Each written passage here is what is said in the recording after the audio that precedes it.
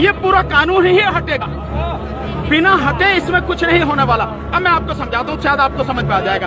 केवल एक सेक्शन बताता हूँ तो उससे आपको पूरी चीज समझ में आ जाएगी। जो कॉन्ट्रैक्ट फार्मिंग है, उस कॉन्ट्रैक्ट फार्मिंग की धारा 3 उसमें जो है, जो एग्रीमेंट होगा किसान के और व्यापारी के बीच में, मैं उनसे बताता हूँ, आप समझ जाएंगे सारे, उसके बाद कुछ बताने की जरूरत नहीं पड़ेगी। उस धारा 3 में लिखा है कि किसान के और व्यापारी के बीच में जो एग्रीमेंट होगा उसमें यह लिखा जाएगा, नंबर 1, किसान को अपनी जमीन पर कौन सी फसल उगानी है। नंबर 2, उस फसल का ग्रेड क्या होगा, स्टैंडर्ड क्या होगा और उसकी क्वालिटी क्या होगा। नंबर 3, उस फसल को उगाने के लिए जो बीज होगा, जो खाद होगा, जो कीटनाशक होंगे, जो मशीनरी होगी, जो तकनीक होगी, उसे वो व्यापारी जिसके साथ समझौता हो रहा वो देगा।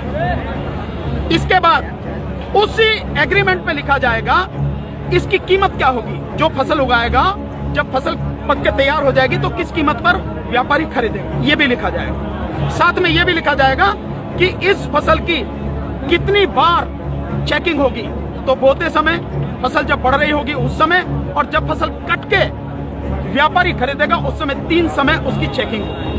अब मैं आपको समझाता हूं, एक बहुत मोटे से उदाहरण से समझो। ये मानिए कि इसके कानून के हिसाब से पूरे देश की जमीन, पूरे देश की जो किसानों के पास जमीन है, उसका जो व्यापारी हैं उनसे एग्रीमेंट हो गया। व्यापारियों से एग्रीमेंट होने के बाद सारी जो फसल है वो कहां जाएगी, व्यापारी के घर में। इसका मतलब ये हुआ कि सरकार के पास खरीदने के लिए एक दाना नहीं बचेगा, सारी की सारी फसल व्यापारी खरीद के ले जाएगा। और व्यापारी कितनी फसल खरीद सकता है, पहले उस पर प्रतिबंध था, अब इसेंशियल कमोडिटीज एक्ट यानी आवश्यक वस्तु अधिनियम से वो बैरिकेड हटा दी गई। यानी कि जो एक लगा रखा था बैरियर कि इससे ज्यादा नहीं कर सकते, लिमिट लगा रखी थी, लिमिट वो खत्म कर दी। इसका मतलब व्यापारी जितनी चाहे फसल खरीद के अपने गोदाम में रख सकता है। अब मानिए कि जब पूरी फसल किसान से व्यापारी के घर चली गई, तो अब थोड़ा सा पीछे आइए।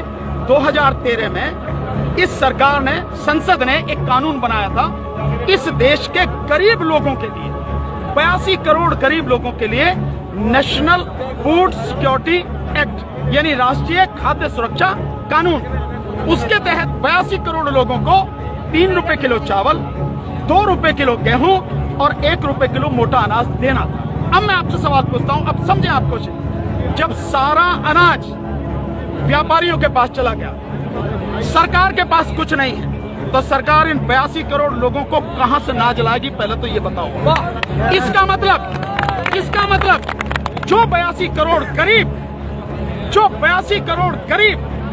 सरकारी मदद पर निर्भर था, वो खत्म हो गया। मतलब आप कह रहे हैं कि किसानों के खिलाफ बिल है, किसानों की भलाई की बात कर रहे हैं, पर किसानों के खिलाफ लोग समझ रहे हैं नहीं, ये पूरे देश के खिलाफ है। 82 करोड़ गरीब खत्म, देश में 5 लाख जो राशन की दुकानें हैं खत्म, 5 लाख राशन की दुकानों में कुछ रोजगार भी मिलता होगा खत्म। अब इसके बाद आप आ जाइए कि जब किसान को सारी चीजें, जो खाद भी है, बीज भी है, कीटनाशक भी है, मशीनरी भी है, तकनीक भी है, वो व्यापारी जिससे समझौता हुआ वो ही देगा। तो जो व्यापारी ये काम करते हैं, कोई खाद बेचता है, कोई बीज बेचता है, कोई मशीन बेचता है, कोई जो पेस्टिसाइड बेचता है, वो व्यापारी खत्म। तो आपने व्यापारी खत्म कर दिए, गरीब मजदूर खत्म कर दिए, और किसान को आपने बंधक बना दिया, मजदूर बना दिया, गुलाम बना दिया। कैसे? अब मैं बताता हूं। जब किसान की जमीन पर एग्रीमेंट हो गया, तो किसान चाहकर भी अपनी जमीन से एक भुट्टा, माना मक्का बोई हुई है, मक्का से एक भुट्टा तोड़ के नहीं खा सकता। आज की तारीख में तो जाओ, मक्का से एक नहीं 10, 20, 50 जितने भुट्टे तोड़ के खाने खाओ, खूब सेक के, है नहीं है, रिश्तेदारों को भी ले जाओ। साथ में गन्ना अगर बो रखा है, एक गन्ना नहीं खा सकता। क्यों?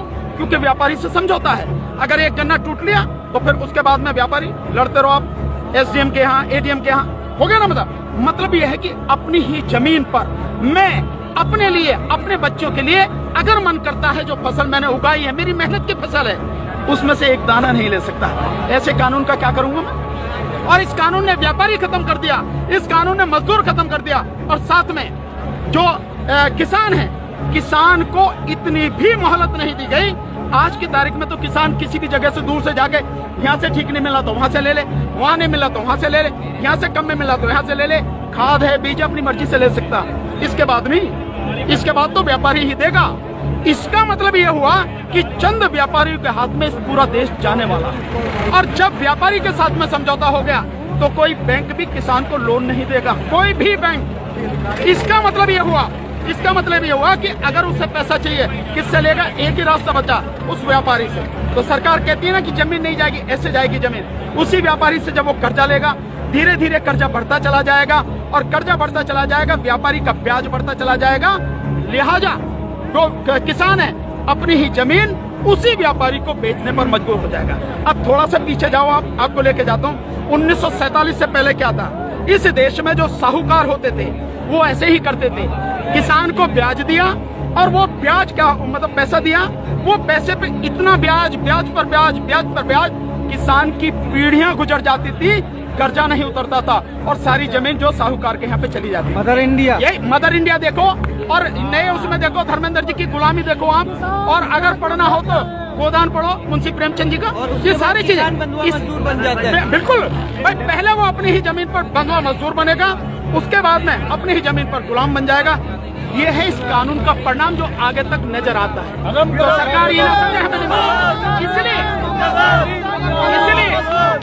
इसलिए ये कानून पूरे देश को तबाह करने वाला। अब एक चीज और रहेगी, उसे भी बता दो। जो मध्यम वर्ग के लोग जो आज रोटी खा रहे हैं, जब व्यापारी सारा अनाज अपने गोदामों में बंद कर लेगा तो वो जो आज उसने लिया जिस दाम पे, उससे 6 गुना, 7 गुना, 8 गुना दाम पर बेचेगा।